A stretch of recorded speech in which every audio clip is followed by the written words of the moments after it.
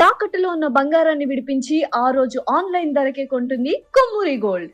నమస్తే, welcome to Suman TV. నేను పద్మిని. ప్రస్తుతంతో పాటు ప్రముఖ ఆధ్యాత్మికవేత్త, దత్త ఉపాసకురాలు, శ్రీపాద శ్రీవల్లభ దత్తపీఠం వ్యవస్థాపకురాలు శ్రీమతి లతా దత్త గారు మనతో పాటు ఉన్నారు. మాట్లాడదాం. అక్క నమస్తే. అక్క నమస్తేరా. అక్క, గురు చరిత్ర, సామూహిక గురు చరిత్ర, ఎవరింట్లో వాళ్ళు ఉంటూనే చక్కగా అందరినీ ఒక తాటి మీదకి తీసుకురావటం, అందరూ చక్కగా చేసుకోవటం, గురువుకి దగ్గర అయ్యేటటువంటి ప్రయత్నం జరుగుతూనే ఉంది. ఇక ఇప్పుడు 8వ అధ్యాయంలో ఉన్నాము. అందరూ చాలా నియమబద్ధంగా చక్కగా చదువుతున్నారు. మేము చదివామమ్మా అని చెప్పి కమెంట్స్ రూపంలో మీరు చెప్తున్నారు, వాళ్ళు రాసి పెడుతున్నారు. అవును, చక్కగా ప్రతి వారం కూడా అందరూ దాదాపు 131 కామెంట్స్ వరకు వస్తున్నాయి. కంపల్సరీ వస్తున్నాయి. ఎందుకు దీనికి ఇంత స్పందన అంటే పద్మిని, ప్రతి ఒక్కరి జీవితంలో ఏమీ చేయకుండా స్వామి మన దగ్గరగా అంటే ఉండి మనకు అన్నీ తెలియచేసే, అంటే కర్మఫలం గురించి, అలాగే భక్తి భావం గురించి, అన్నిటి గురించి తెలియజేసి మనకి ఈ పుస్తకాన్ని అందించారు. ఇందులో ఈ పుస్తకం గురించి ఎంత చెప్పినా తక్కువే. అంతటి మహా అద్భుతమైన గ్రంథం గురుచరిత్ర. ఈ గురుచరిత్ర పట్టుకున్నాము, చదువుతున్నాము అని అంటే నీకు దత్తాత్రేయ స్వామి అనుగ్రహం కలుగుతుంది కాబట్టే నువ్వు ఈ పుస్తకం పట్టుకోగలిగావు, చదవగలుగుతున్నావు. ఖచ్చితంగా. అలా ఇంతమంది కూడా దత్తభక్తులు దత్తాత్రేయ స్వామి అనుగ్రహంతోనే పారాయణం చేస్తున్నారు. అంతే. ఆయన అనుగ్రహంతోనే సర్వ అభిష్టాలు కూడా నెరవేరుతున్నాయి వాళ్ళందరూ కూడా. ఖచ్చితంగా, అందులో ఎటువంటి సందేహం లేదు. 7 అధ్యాయాలు ఆల్రెడీ అయిపోయాయి. ఇక 8వ అధ్యాయం మరి మీరు క్లుప్తంగా చదివి వినిపిస్తున్నారు, ఫలశ్రుతి కూడా తెలియజేస్తున్నారు. అవును, మరి చెప్తారా? తప్పకుండా. 7వ అధ్యాయం వరకు కూడా మనం గోకర్ణ క్షేత్రం గురించి తెలుసుకున్నాము. ఇందులో కూడా గోకర్ణ క్షేత్రం, కురవపురం గురించి ఉంటుంది. శ్రీ గురుచరిత్ర 8వ అధ్యాయం. శ్రీ గణేశాయ నమః, శ్రీ సరస్వతీ నమః, శ్రీ గురుభ్యో నమః. నామధారకుడు స్వామి శ్రీపాద వల్లభులు గోకర్ణ క్షేత్రంలో ఎంతకాలం ఉన్నారు? అసలు భగవద్ అవతారమైన ఆయనకు పుణ్యక్షేత్ర సందర్శనం చేయవలసిన పని ఏమిటి? నాకు ఈ సందేహ నివృత్తి చేయండి అని అడిగాడనమాట. అటుపై శ్రీపాద స్వామి చరిత్ర కూడా తెలపండి అని కోరాడు. సిద్ధయోగి ఇలా చెప్పసాగారు. శ్రీపాద స్వామి గోకర్ణ క్షేత్రంలో 3 సంవత్సరాలు నివసించి తర్వాత శ్రీశైలం వెళ్ళారు. అక్కడ 4 నెలలు ఉండి భక్తులను అనుగ్రహించి అక్కడ నుండి నివృత్తి సంగమానికి వెళ్ళి స్నానం చేసి తర్వాత కురవపురం వెళ్ళారు. అక్కడ కృష్ణ, వేణి అనే 2 నదులు కలవబడును. అది ఎంతో పవిత్రమైనది. దానికి తోడు భగవంతుడైన శ్రీపాద స్వామి అక్కడ స్థిర నివాసం చేయటం వలన ఆ క్షేత్రము లోకఖ్యాతమైంది. ఇప్పుడు దాన్ని కురుగడ్డి అని కూడా అంటారు, కురవపురం అని కూడా అంటారు. ఇక్కడ శ్రీపాద స్వామిని శ్రద్ధాభక్తులతో కొలిస్తే సర్వకామ్యాలు సంప్రాప్తిస్తాయి. అక్కడ శ్రీపాద స్వామి అదృశ్యులే మరొక అవతారం ధరించారు. అయినా ఇప్పటికీ ఆ కురవపురంలో ఆయన గుప్త రూపంలో స్థిరంగా ఉన్నారు. శ్రీపాద వల్లభులు సాక్షాత్తు భగవంతుడే. వారి పాదాలలో సర్వతీర్థాలు ఉంటాయి. అయినప్పటి పుణ్యక్షేత్రాలన్నింటినీ పావనం చేయటానికి, ఆయా క్షేత్రాల్లో ముముక్షువులను ఉద్ధరించడానికి కూడా ఆయన దేశాటనం చేశారు. పుణ్యక్షేత్రాలు, పుణ్య నదులు తమను సేవించిన భక్తుల పాపాలు చిరకాలం కడిగవేయటం వలన చివరకు అవే మలినమవుతాయి. అప్పుడు శ్రీపాదులు వంటి మహాత్ములు పాదస్పర్శ వలన తిరిగి పవిత్రం అవ్వాలని అవి తపించిపోతూ ఉంటాయి. ఈ విషయం శాస్త్రాలు చెప్పాయి కూడా. ఇక శ్రీపాదుల వృత్తాంతం వివరిస్తాను. కురవపురంలో వేద విధుడైన ఒక బ్రాహ్మణుడి భార్య అంబిక మహాపతివ్రత.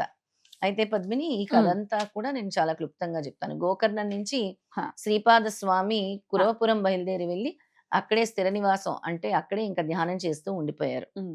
ఇప్పటికీ కూడా కురవపురంలో ఎవరైతే వెళ్ళి మనస్ఫూర్తిగా కోరుకుంటారో సర్వకామ్యాలు నెరవేరుతాయి అని ఈ గ్రంథం తెలియచేస్తుంది. శ్రీపాదుల వారు అనేక రూపాల్లో కూడా మనకి అక్కడ దర్శనమిస్తూ ఉంటారు. ఆయన రూపంలో కాకుండా గుప్త రూపాలు దర్శనమిస్తూ ఉంటారు. కురవపురానికి అక్క నడిచి వెళ్ళారు. పాదయాత్ర చేసుకుంటూ వెళ్ళి అద్భుతం. సందర్భం గుర్తొచ్చింది మీరు చేసిన యాత్ర. నేను అప్పుడు ఉండటం, మీతో ప్రయాణం, నాకు కూడా ఉండటం. అవును, నిన్ను ఒకసారి తీసుకెళ్ళాలి కురవపురం. ఆయన అనుగ్రహించాలి కదా. గిరినార్ వెళ్ళిపోయాం కానీ కురవపురం తీసుకెళ్ళిపోతారు ఒకసారి నాతోనే. తప్పకుండా. అయితే అదే కురవపురంలో అంబిక అని ఒక మహాపతివ్రత ఉండేదన్నమాట. తన పూర్వకర్మ వల్ల పిల్లలు పుడుతూ చనిపోతూ ఉండేవారు. తర్వాత ఎన్నో పూజలు చేసిన తర్వాత ఒక పుత్రుడు కలుగుతాడు. ఆ పుత్రుడు మందబుద్ధివాడు. ఇక మందబుద్ధి బాలుడు పుట్టాడని ఊర్లో అందరూ ఎగతాళి చేస్తూ ఉండేవారు.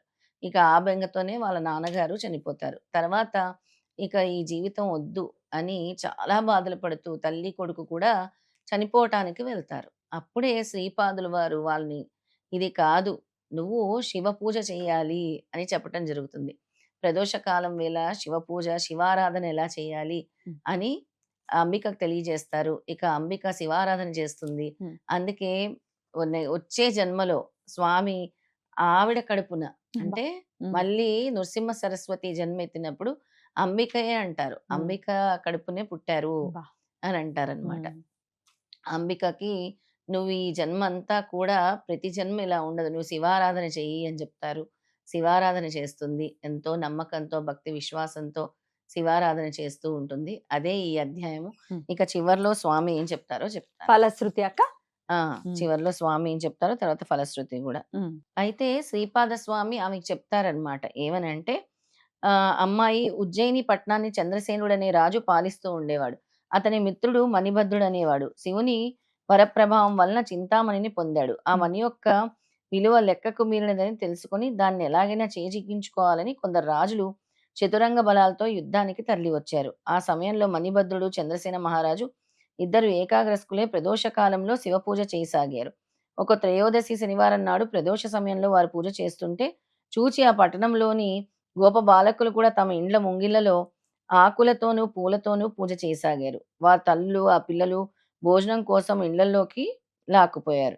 వారు ఒకరి వద్ద నుండి వాని తల్లి పూజ సామాగ్రి లాగవేసి వాడిని బలవంతంగా లేవదీసింది. అప్పుడు ఆ బాలుడు తన శివ పూజకు విఘ్నం కలిగినందుకు చాలా దుఃఖపడి ఆ దోష పరిహారానికి మరణించడానికి సంసిద్ధుడయ్యాడు. అప్పుడు విశ్వసాక్షి అయిన పరమేశ్వరుడు అతనికి ప్రత్యక్షమై వరము కోరుకోమన్నాడు. ఆ బాలుడు ఆ దివ్యమూర్తికి ప్రణామం చేసి తన తప్పుని మన్నించమని ప్రార్థించాడు. శివుడు, వత్సా, భక్తి చేత నీవు నా సాయుధ్యం పొందగలవు. నీ తల్లి యొక్క అపరాధం చేసింది. అయినా నీ అర్చనా విధానం చూసి గనుక మరుజన్మలో విష్ణు జనని అవుతుంది అని వరమిచ్చి అంతర్ధానమయ్యాడు. ఇదంతా శివపూజ మహిమ అంబికకు తెలియజేస్తారు ఈ హ్మ్. అధ్యాయంలో. హ్మ్. ఈ కథ విని అంబిక ఇలా అడిగింది. స్వామి, శివపూజ వలన కలిగే ఫలితము వచ్చే జన్మలో కదా! ఈ జీవిత శేషము నేనెలా గడపాలి? మహానుభావా! అందరి పరిహాసాలకు గురి అవుతున్న నా బిడ్డకు ఏ క్షణాన ఆత్మహత్య చేసుకుంటాడో తెలియదు. నన్ను మాతృత్వంతో రక్షించు అని వేడుకున్నది. ఆ కరుణా సముద్రుడి హృదయం కరిగి తన చేతిని ఆమె కుమారుని తలపై పెట్టి ప్రణవం ఉచ్చరించారు. ఆ మూర్ఖ బాలుడు తక్షణమే బృహస్పతి అంటి జ్ఞాని వక్త అయ్యాడు. అప్పుడు అతన్ని మాతృసేవకు నియోగించి శ్రీపాద స్వామి ఆమెతో, అమ్మా, దుఃఖం విడిచి నీ జీవిత శేషమంతా శివపూజలో గడుపు. వచ్చే జన్మలో నా యంతటి కుమారుడు కలుగుతాడు అని వరమిచ్చారు. ఆమె పరమానంద భరితురాలై పుత్రునితో తన ఊరికి వచ్చి జీవితమంతా శివార్చనలో గడిపి ధన్యురాలైంది. ఇంతటితో 8వ అధ్యాయం సమాప్తం. శ్రీ దత్తాయ గురువే నమః. శ్రీపాద శ్రీవల్లభాయ నమః. శ్రీ నృసింహ సరస్వతియే నమః. హ్మ్. ఈ అధ్యాయం 8వ అధ్యాయం పారాయణం చేయటం వల్ల తల్లిదండ్రులు చేసిన దోషాలు అంటే తెలుసో తెలియకో చాలా తప్పులు మనందరూ కూడా చేస్తూ ఉంటారు. పిల్లలకి అవి తగులుతూ ఉంటాయి. అవి తగులుతూ ఉంటాయి. అందుకే తల్లిదండ్రులు చేసే దోషాలన్నీ తొలగిపోవాలంటే ఈ 8వ అధ్యాయం పారాయణం చేయాలి. అలాగే శత్రు బాధ, శత్రు నివారణ తొలగాలన్నా కూడా 8వ అధ్యాయం పారాయణం చేయాలి. అలాగే మంచి సుపుత్రుడు కావాలన్నా కూడా అద్భుతం. 8వ అధ్యాయం పారాయణం చేయాలి. అద్భుతం అక్క. చాలా చక్కగా మాకు చదివివ్వని ఫలశ్రుతి కూడా తెలియజేశారు. కృతజ్ఞతలు. మరి బుధవారం సాయంత్రమే ఈ వీడియో అప్‌లోడ్ అవుతుంది కాబట్టి గురువారం మీరు చదవండి. అలాగే మీరు చేసిన తర్వాత అధ్యాయం చదివిన తర్వాత కంప్లీటెడ్ మీకది తెలుసు. జయ గురుదత్త 8వ అధ్యాయం సంపూర్ణము కంప్లీటెడ్ కంప్లీటెడ్ అని అంతే. పెట్టండి. రైట్ అక్క. Thank you so very much అక్క. నమస్తే. జై గురుదత్త. శ్రీ గురుదత్త.